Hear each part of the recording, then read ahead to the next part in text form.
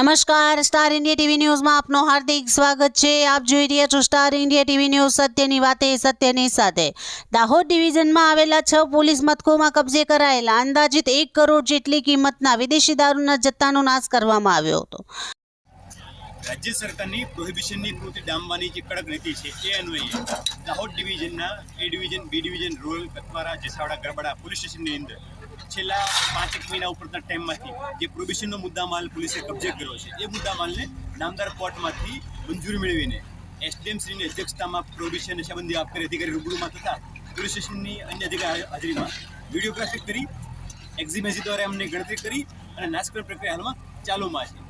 આ પહેલાં પણ 5 મહિના પહેલાં લગભગ 4 કરોડનો મુદ્દામાલ દારૂનો દાહોદ ડિવિઝનનો નાશ થઈ ગયો છે અને આ વખતે પણ તમામ મુદ્દામાલ મેળવવામાં આવે તો લગભગ 1 કરોડ આસપાસનો મુદ્દામાલ થાય છે, જેની નાશકરણ પ્રક્રિયા હાલમાં ચાલુમાં છે। આમ તો ગુજરાતમાં દારૂબંધી છે, તેમ છતાં પણ બુટલેગરો દ્વારા દાહોદ જિલ્લાને અડીને આવેલ મધ્યપ્રદેશ અને રાજસ્થાનમાંથી વિદેશી દારૂ ગુજરાતમાં લાવવામાં આવતું હોય છે, ત્યારે પોલીસ દ્વારા વાહન ચેકિંગ તેમજ બાતમીના આધારે દારૂ ઝડપી પાડવામાં આવે છે।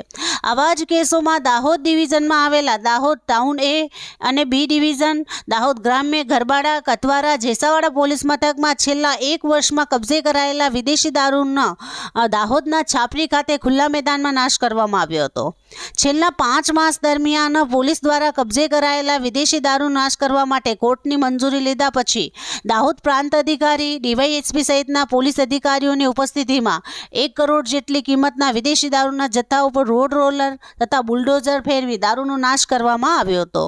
બુલડોઝર ફેરતાની સાથે જ મેદાનમાં દારૂની રેલમછેલમ થઈ હતી।